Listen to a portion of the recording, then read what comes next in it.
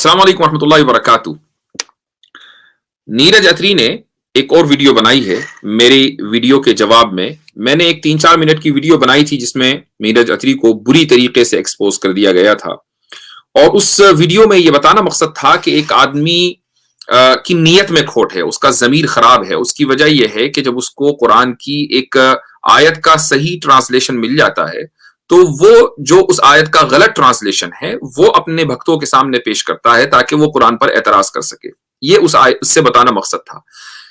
इस मौजू के ऊपर कि सूरज कहां गुरूब होता है और कहां गुरूब नहीं होता, वो उस वीडियो का मकसद नहीं था। लेकिन अब जब नीरज अत्री ने एक वीडियो बनाई और जिसमें ये साबित करने की कोशिश की है, और ये एक नाकाम कोशिश है कि कुरान के मुताबिक सूरज किसी चश्मे में या किसी तालाब में कहीं पानी में जाकर डूब जाता है, ये एक नाकाम कोशिश है। तो मैंने समझा कि इस मौजू के ऊपर एक तफसीली गुफ्तगू हो जाए ताकि ये वीडियो हमेशा के लिए सनद रहे लोगों के लिए, एक प्रूफ के तौर पर कि जहां पर भी जैसे ही कोई आदमी, कोई इस्लामोफोब और इस्लाम दुश्मन इस तरह का कोई वाहियात एतराज करे तो ये वीडियो उसके कमेंट बॉक्स में चेप दी जाए और उसको बताया जाए कि भाई इसको देख लो, इसका जवाब दिया जा चुका। हालांकि मैंने कई मरतबा इसका जवाब दिया, लेकिन आज नीरज अत्री ने जो उल्टे सीधे आर्गुमेंट्स दिए हैं, आज उन्हीं का पोस्टमार्टम करते हैं। तो सबसे पहले देखते हैं कि नीरज अत्री ने असल में जब अपना गेयर बदला, यानी सही ट्रांसलेशन से जो गलत ट्रांसलेशन पर नीरज अत्री आया और उसके बाद मैंने जो कमेंट किया, तो आज देखते हैं कि मेरा जो कमेंट था वो कहां तक वैलिड था। तो आप देखिए, अब इस वाले ट्रांसलेशन में कोई मसला नहीं था, तो इसने सोचा ये तो गड़बड़ हो गई, मुझे तो यहाँ ऑब्जेक्शन करना था, तो इसने खट से दूसरा जो ट्रांसलेशन है वो चूज किया। अब देखिए आप इसको, ये अहमद रजा खान साहब हमारे जो बरेलवी सेक्ट वाले हैं, to the extent when he reached the setting place of the sun, कि जब उस जगह पहुंचा जहां पर सूरज अस्त होता है, he found it setting in a muddy spring, found it setting in the muddy spring। तो he found, ये भी उनका परसेप्शन है जुल्करनैन का, क्योंकि जैसे मैं अगर कहूं कि I find, ओके, तो पहले कह रहा है he found जो है परसेप्शन है। अब इनकी नीचता अगर हमने यहां से समझ ली हो तो इसको मैं एग्जांपल देके बताता हूं कि ये मेरे हाथ में रिमोट है, कहीं खो गया था, तो I found the remote on the table. होता यह है कि एक आदमी अगर ना तो इंग्लिश जानता हो ना अरबी जानता हो और बात कर रहा हो वो कुरान की क्लासिक अरबिक की और ग्रामर उसको पता ना हो, तो वो फिर ऐसे ही तर्क देगा। खैर चलिए, अभी तो टाइम है, वीडियो बहुत देर तक चलेगी, देखिए आगे आगे ये क्या गुल खिलाता है। Remote on the table, found the remote यानी मैंने इसको टेबल पे पड़ा पाया। ये यहाँ पर परसेप्शन नहीं आती है, कोई ऐसा आभास नहीं हो रहा है। जब फाउंड आएगा तो उसका अर्थ होगा कि मैंने उसे वहां पर पाया, कोई परसेप्शन नहीं है, कोई धोखा नहीं है। तो इसका मतलब यह हुआ कि जहां पर भी फाउंड या फाइंड का वर्ब आएगा तो वहां परसेप्शन नहीं हो सकता, ये नीरज अत्री कह रहे हैं। तो चलिए ठीक है, हालांकि वजदा एक अरबी का लफ्ज है तो हमें अरबी डिक्शनरी चेक करनी चाहिए थी, जो हम चेक करेंगे, लेकिन चूंकि ये आदमी ट्रांसलेशन के ऊपर डिपेंड करता है तो ट्रांसलेशन ही देख लेते हैं। तो वजदा के माने फाइंड, टू फाइंड। अब हम देखते हैं कि मरियम वेबस्टर में इसके माना क्या क्या है। एक वर्ड के कई मीनिंग हो सकते हैं, तो आप ये देखें, हम जाते हैं सीधे मरियम वेबस्टर पर। यहां पर ये देखें, वर्ब है फाइंड और इसके कितने सारे मीनिंग हैं, to come upon, often accidentally, और यहां नीचे जाकर इसमें be, to perceive oneself to be in a certain place or condition, अपने आप को किसी सूरत हाल में, किसी सिचुएशन में पाना, समझना, परसीव करना। यही मैंने कहा था वीडियो में, लेकिन ये आदमी कह रहा है कि अरे परसीव कैसे ट्रांसलेशन हो सकता है टू फाइंड का। चलिए अब देखते हैं कि परसीव किसे कहते हैं। ये भी मरियम वेबस्टर है, इसमें हमने डाला परसीव वर्ब। अब इसके दो मीनिंग है, दूसरा मीनिंग देखें, to regard as being such, किसी चीज को कुछ समझना, किसी चीज को कुछ समझना। Was perceived as a loser, जैसे हमने नीरज अत्री को लूजर समझा, तो लेकिन नीरज अत्री अपने एतबार से अपने आप को लूजर नहीं समझता, हम परसीव करते हैं कि वो लूजर है। अब वो है या नहीं है ये तो सब देखने वाले डिसाइड करेंगे, लेकिन बहरहाल परसीव के माना ये है। तो फाइंड का तर्जुमा मरियम वेबस्टर में परसीव है, परसीव भी है, और परसीव का एक जो ट्रांसलेशन है मरियम वेबस्टर में ही, to regard as being such. तो मैं ये समझता हूं कि अगर मैं इसके आगे मजीद कुछ ना कहूं तो ये काफी है, लेकिन आगे मजीद उसकी दो तीन बातों का जवाब देना बहुत जरूरी है। तो देखते हैं आगे वो क्या कहता है। और इसमें उन्होंने पूरी लिस्ट दे रखी है कि ये शब्द कहाँ कहाँ आया, कुरान में टोटल कितनी बार आया ये बता रहे हैं जी। 107 बार आता है और सब जगह पे क्या अर्थ है वो बता रहे हैं। दूसरी सूरा से शुरू हो जाता है ये शब्द आना, चलते हैं सारी अलग अलग सूराओं में आता है। हमने जाना है 18वीं सूरा में 86 नंबर आयत पे, तो ये आ गई, ये देखिए 18:86। वजादाह क्या अर्थ है? He found it. ये अपीयर्ड शब्द कहीं नहीं आ रहा, ही फाउंड इट आता है। इसका किसी ने इनकार नहीं किया कि कुरान में अगर वजदा का लफ्ज है तो उसका तर्जुमा फाइंड नहीं हो सकता, लेकिन फाइंड का के माना क्या है ये मैं आपको मेरी वेबस्टर के हवाले से बता चुका हूं। फाइंड के अलग अलग मीनिंग हो सकते हैं, अभी आगे और बात आएगी। और फिर इसी आयत में शब्द 2 बार आता है, वजदा एंड ही फाउंड। तो दोनों जगह पर उसने पाया, ही फाउंड, ये आपको मिलता है। ये यहां पे हमने डाला जी ये शब्द और ट्रांसलेटिंग आ गया एंड फाउंड। यानी गूगल ट्रांसलेटर को डिक्शनरी के तौर पर समझा जा रहा है। गूगल ट्रांसलेटर डिक्शनरी नहीं है, यही वजह है कि इसको एज ए क्रेडिबल रेफरेंस के तौर पर कहीं इस्तेमाल नहीं किया जाता।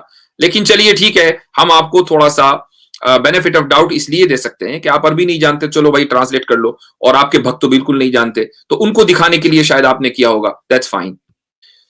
तो हमारा जो डिसएग्रीमेंट है वो इस पर नहीं है कि वजदा का ट्रांसलेशन फाउंड हो सकता है या नहीं। फाउंड के माना क्या है वो मैंने बयान किए थे कि यहां जुल्करनैन का परसेप्शन बयान किया गया है कि जुल्करनैन जब उस जगह पहुंचे तो उनको ऐसा लगा, ही परसीव्ड, ये उनका परसेप्शन था कि सूरज पानी में डूब रहा है। जैसा आप साहिल समंदर पर खड़े होते हैं तो आपको सूरज समंदर में डूबता हुआ लगता है, तो ये उनका परसेप्शन था। और परसीव फाउंड का तर्जुमा मरियम वेबस्टर के हवाले से मैं दे चुका हूं, तो मजीद आगे बढ़ने की जरूरत ही नहीं थी। लेकिन चलिए हम थोड़ा सा मजीद एहसान करते हैं नीरज अथरी पर और देखते हैं कि वो आगे क्या कहते हैं। असद साहब आएंगे। अब आप यहां ये चीज देखें कि नीरज अथरी ने सारे ट्रांसलेशन खोल खोल कर दिखाने शुरू किए। हर जबान में और हर किताब में ऐसा होता है, जितनी मुकद्दस किताबें हैं जो भी किसी भी मजहब की हों, उनके क्रेडिबल ट्रांसलेशन भी होते हैं और नॉन रिलायबल ट्रांसलेशन भी होते हैं। मसला यह होता है कि जब आप जानबूझकर क्रेडिबल ट्रांसलेशन को तो डिसरिगार्ड कर दें, उसको तो करें एक तरफ, और जो नॉन रिलायबल ट्रांसलेशन है वो आप पकड़ें और उसकी बुनियाद के ऊपर आप एतराज करें, तो यही कहा जाएगा कि आपका मकसद ऑब्जेक्शन करना है, आपका मकसद अपने लोगों को टीच करना नहीं है। तो जब इस आदमी ने मोहम्मद असद एक ऑस्ट्रियन जू थे और उसके बाद वो मुसलमान हो गए, यहूदी थे, मुसलमान हो गए और बहुत अजीम उनका कारनामा है, उन्होंने ये ट्रांसलेशन किया। उनका ट्रांसलेशन इसी तरीके से मौलाना अब्दुल माजिद दरियाबादी, जबरदस्त उनकी जबरदस्त फिलोसोफर थे और इंग्लिश ऐसी थी जैसा कि उनकी मादरी जबान।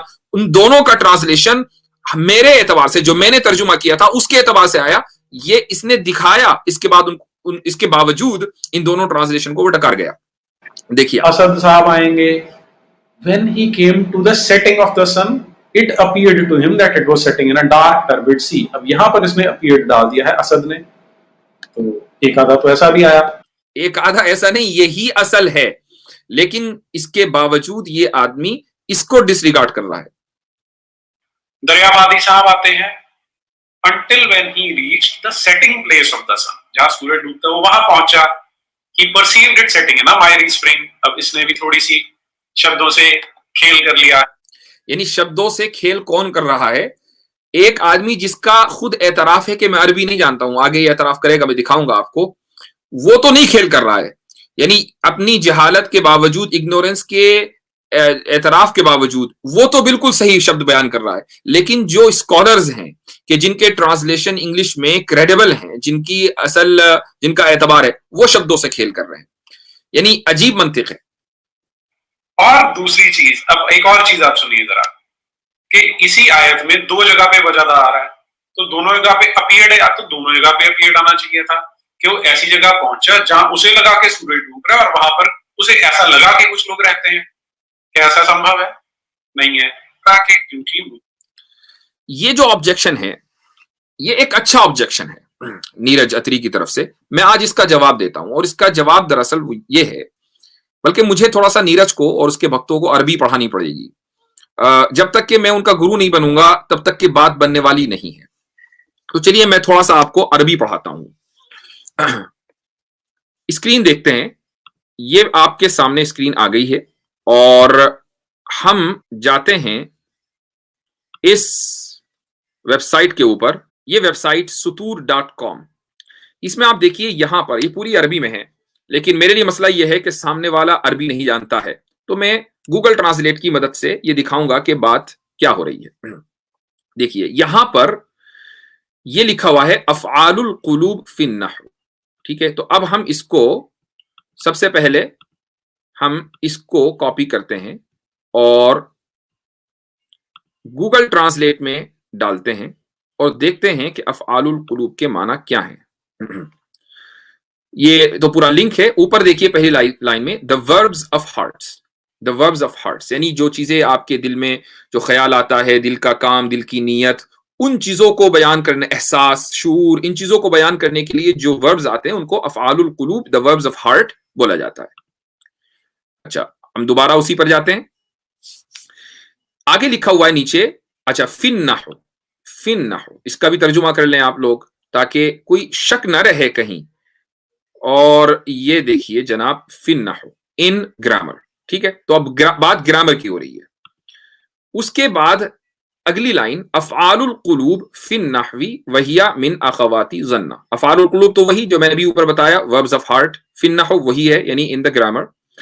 वहिया मिन अख़वाती ज़न्ना, they are the sisters of ज़न्ना, दे आर द सिस्टर्स। अख़वात के माना यहां देख लेते हैं ताकि कोई ये ना रहे कि भाई कुछ धोखा दे दिया, कोई गलत बात कह दी। ये हो गया सिस्टर्स। तो ये जो वर्ब्स हैं ये सिस्टर्स हैं किसकी? जन्ना की। अब जन्ना के माना देख लीजिए, जन्ना किसको कहते हैं, इसका ट्रांसलेशन करते हैं। चलिए, जन्ना के माना आ गए हैं, ये आपके सामने ही थॉट यानी टू थिंक, जिसको हम परसीव कहते हैं, उसी को हम अरबी में जन्ना भी कहते हैं। अब अफ़आलुल क़ुलूब यानी जो वर्ब्स ऑफ हार्ट्स हैं उनकी एक लिस्ट है। ये रही वो लिस्ट, इसमें रआ, अलिमा, दरा, वजदा, ये देखिए वजदा, ठीक है। 1 2 3 4, नंबर 4 पर ये वजदा आ गया। इसका मतलब ये है कि वजदा जो है वो वर्ब्स ऑफ हार्ट्स में भी आता है। यानी एक तो वजदा के माने है कि आप रिमोट ढूंढ रहे थे, आपको रिमोट मिल गया, ये वजदा है।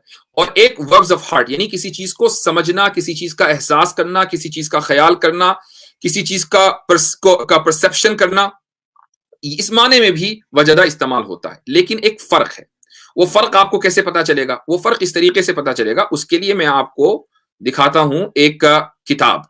ये है दरअसल अरबिक ग्रामर की किताब। आप देखिए, किताब का नाम है तस्हीलुन नहव और यहां पर आपको मिलेगा बिल्कुल इस जगह, These fi'ls are known as अफ़आलुल क़ुलूब, fi'ls which relate to the heart feeling। इसमें होता क्या है? इसमें होता यह है कि ये जो वर्ब्स ऑफ हार्ट्स हैं, इनके लिए जब अरबी में इस्तेमाल होते हैं तो इनको अक्सर 2 ऑब्जेक्ट्स की जरूरत होती है। ऑब्जेक्ट को हम अरबी में मफऊल बोलते हैं। ये देखिए यहां पर those fi'ls which must be given to मफऊल बिही, मफऊल बिही का मतलब है ऑब्जेक्ट। इनके पास 2 ऑब्जेक्ट्स होने चाहिए। अगर एक ऑब्जेक्ट होगा तो फिर वो वर्ब ऑफ हार्ट नहीं होगा, 2 ऑब्जेक्ट्स होंगे तो वर्ब ऑफ हार्ट। जब इतनी बात समझ में आ गई, वैसे मुझे मुश्किल ही लगता है कि आपको समझ में आई हो, मैं बात कर रहा हूं नीरज की, लेकिन अगर जमीर जिंदा हो तो ये उम्मीद की जा सकती है कि शायद समझ गए होंगे। हम चलते हैं कुरान की उस आयत में कि जिसके ताल्लुक से पूरी बात हो रही है, सूरा नंबर 18 आया नंबर 86। हत्ता इज़ा बलगा मगरिब अश-शम्सी, कि until when he reached the setting place of the sun।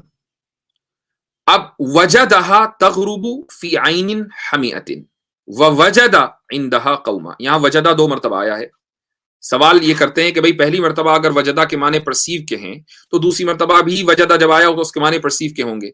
हालांकि ये गलत है, क्योंकि पहली मर्तबा जब वजदा आया तो उसके दो ऑब्जेक्ट्स हैं, दो मफऊल हैं, और दूसरी मर्तबा जब वजदा आया तो उसका एक ही ऑब्जेक्ट है। इसका मतलब यह हुआ कि पहली मर्तबा जब वजदा आया तो ये वर्ब ऑफ हार्ट्स में से है, और दूसरी मर्तबा जब आया तो एक नॉर्मल वर्ड है। अब यहां मैं आपको दिखाता हूं कि उसके दो जो ऑब्जेक्ट्स हैं वो कौन कौन से हैं। वजदाहा, ये जो हा दमीर है, हा है, इसके आगे देखिए क्या लिखा हुआ है इंग्लिश में, ये प्रोनाउन है, third person feminine singular object pronoun, object, जिसको हम अरबी में मफूल और इंग्लिश में ऑब्जेक्ट बोलते हैं। पहला ऑब्जेक्ट तो ये है। उसके बाद तगरुबु फी आइनिन हमीअतिन, ये पूरा जो एक सेंटेंस है, ये पूरा सेंटेंस इन कंबाइंड, ये दूसरा ऑब्जेक्ट है वजदा का। और उसकी ये जो जब दो ऑब्जेक्ट्स हों तो वजदा फिर वर्ब ऑफ हार्ट में बन जाता है। अगला वजदा आता है, वजदा इंदहा कौमा, यहां पर वजदा का एक ही ऑब्जेक्ट है और वो है comma. And he found near it a community, ये कौमा जिसके माने हैं कम्युनिटी, इसके आगे देखिए क्या लिखा हुआ है, एक्यूजिटिव मैस्कुलिन इंडेफिनिट नाउन। अरबी जबान में ऑब्जेक्ट हमेशा एक्यूजिटिव केस में होता है। अगर कोई वर्ड अरबी जबान में एक्यूजिटिव केस में है तो समझ जाइए कि वो ऑब्जेक्ट है, यानी मफूल भी ही है। इन दहा नियर इट, ये एडवर्ब है, ये देखिए यहां लिखा हुआ है एक्यूजिटिव लोकेशन एडवर्ब, एडवर्ब। तो ये ऑब्जेक्ट है, ये एडवर्ब है। इसका वजदा का एक ही ऑब्जेक्ट आया, इससे यह साबित हुआ कि यहां वजदा as a normal he found के माने में आया है, और पहली मर्तबा वजदा ही परसीव्ड के माने में इस्तेमाल हुआ है। आप तर्जुमा अगरचे फाउंड करेंगे, मरियम वेबस्टर से हम साबित कर चुके हैं कि उसका तर्जुमा परसीव भी किया जा सकता है, बल्कि वही माना होगा इस कॉन्टेक्स्ट में। तो यह अरबी का एक छोटा सा लेसन था। तो मैं समझता हूं कि इतना तो समझ में आ जाना चाहिए। आगे चलते हैं कि नीरज अत्री क्या कहते हैं। क्योंकि मुझे अरबी बस मैं शब्द जोड़ जोड़ के थोड़ा पढ़ सकता हूँ, अच्छे से नहीं आती। देखिए इतना बड़ा एतराफ एक आदमी खुद कर रहा है कि मैं बस शब्द जोड़ जोड़ के पढ़ लेता हूं, मुझे इतनी नहीं आती है। इसके बावजूद अथॉरिटी बन रहे हैं आप कुरान के ऊपर, कि जिसने चैलेंज कर रखा है कि एक आयत इस जैसी बनाकर दिखा दो। तो जो आदमी एक लफ्ज नहीं समझ सकता वो कुरान के ऊपर जज कर रहा है, यानी ये आयरनी है, ये हैरत की बात है। और उसके बाद चैलेंज हमें किया जा रहा है। ये भी एक ताज्जुब वाली बात है कि जिन लोगों की जिंदगी कुरान करीम को समझने और समझाने में गुजर गई, अब हम नीरज अत्री से कुरान समझेंगे कि भाई वजदा के माना क्या है। मतलब ये एक इससे जोक ऑफ द डे। चलिए खैर आगे बढ़ते हैं। ये सुन्ना अबू दाऊद, इसकी आयत नंबर यहां देख लीजिए, हदीस नंबर 3991, 3991। क्या हदीस है जी? नरेटेड अबू धर ने कहा, अबू धर नहीं है, अबू जर है। मतलब मैं बात इसलिए कही मैंने कि एक आदमी एक कॉमन नेम भी सही से प्रोनाउंस नहीं कर सकता, और ऐसा नहीं है कि अबू जर को प्रोनाउंस करना कोई मुश्किल हो, लेकिन धार तो अबू जर का प्रोनाउंस हो ही नहीं सकता। तो ये एक आदमी का लेवल है, और उसके बाद वो अपने आप को अथॉरिटेटिव पोजीशन में समझता है। लेकिन चलिए ठीक है, आगे बढ़ते हैं।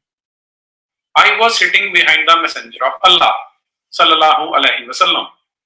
तो अल्लाह के जो मैसेंजर है रसूलुल्लाह, उनके पीछे बैठा हुआ था। कहा was riding a donkey, वो एक गधे पे सवार थे। while the sun was setting, और उस समय सूरज डूब रहा था। He asked, यानी किसने पूछा? रसूलुल्लाह ने पूछा, do you know where this sets? तो उन्होंने अबू धर से पूछा, अबू धर तुझे पता है कि जो सूरज है कहाँ अस्त होता है, जो आफताब है कहाँ गुरूब होता है? तो अबू धर कहता है, I replied Allah and his apostle know best. अब वो क्या कहना था उसमें, वो तो और जाहिर रहा होगा।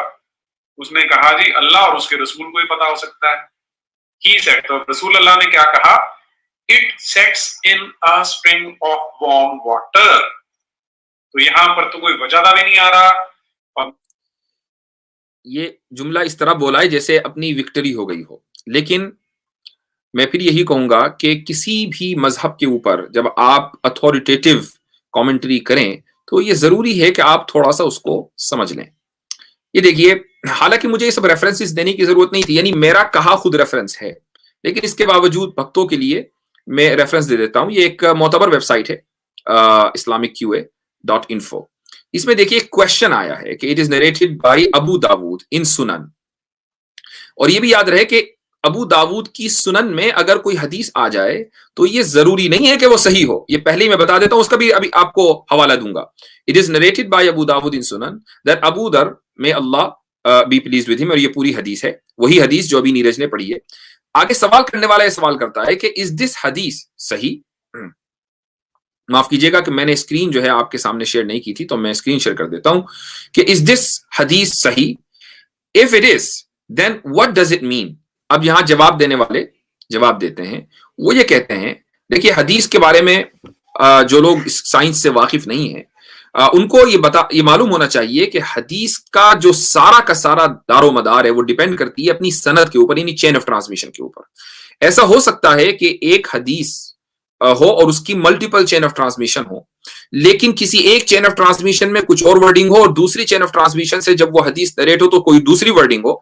तो ऐसी सूरत में हम ये देखेंगे कि इन मल्टीपल चेन ऑफ ट्रांसमिशन में कौन सी चेन ऑफ ट्रांसमिशन ज्यादा रिलायबल है। यहां पर ऐसा ही हुआ है।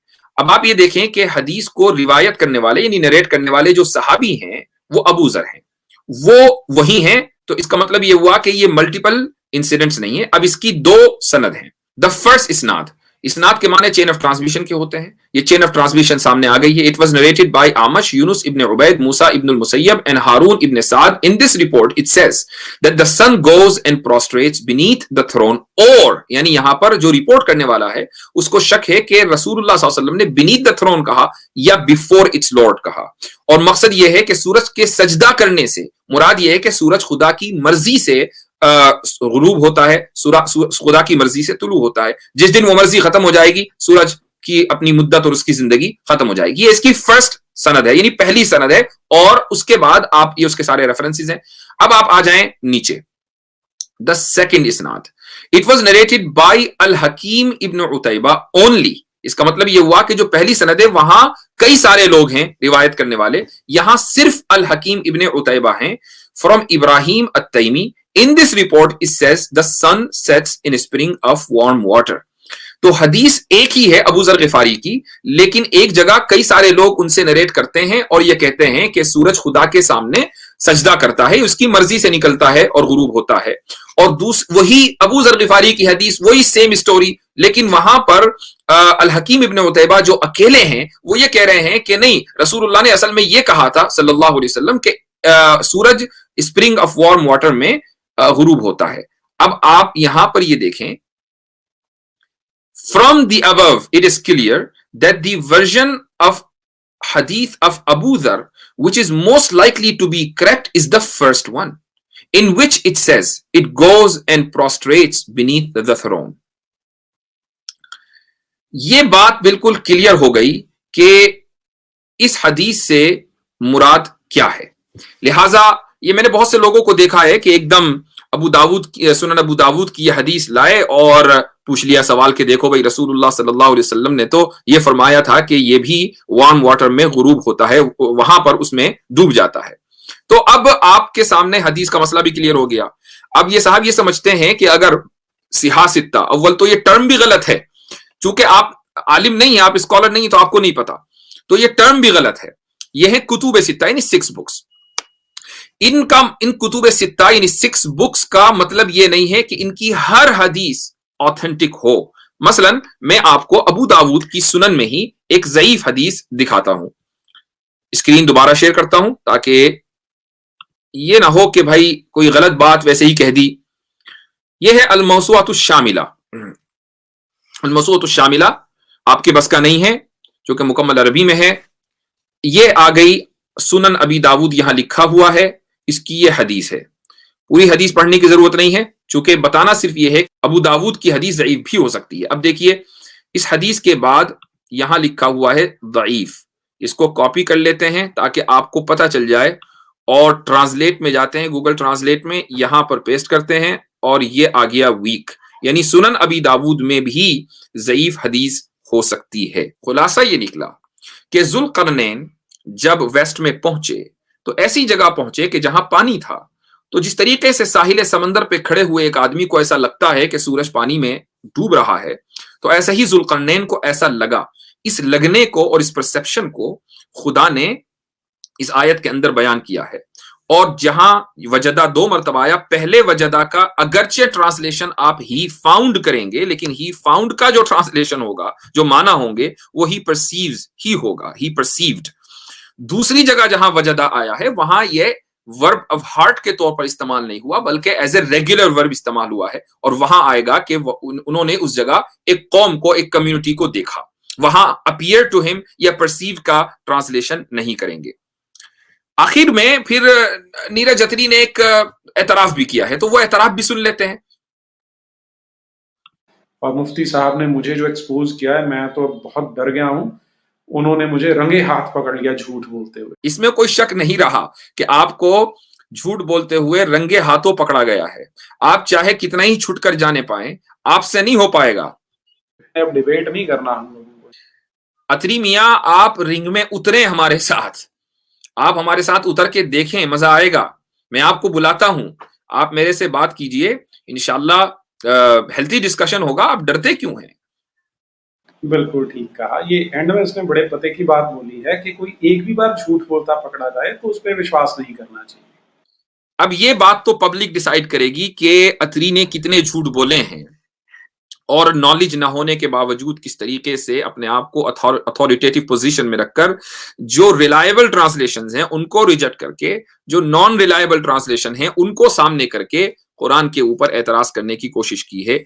ये इस आदमी को नाकाबिल एतबार बनाने के लिए काफी है। और मैं अभी भी कहता हूं, एक बात अगर झूठ बोलता है आदमी, तो फिर वो हमेशा के लिए उसकी तमाम बातें ऐसी हो जाती हैं कि उनके ऊपर एतमाद नहीं किया जा सकता। मैं फिर कहता हूं, भक्तों जागो।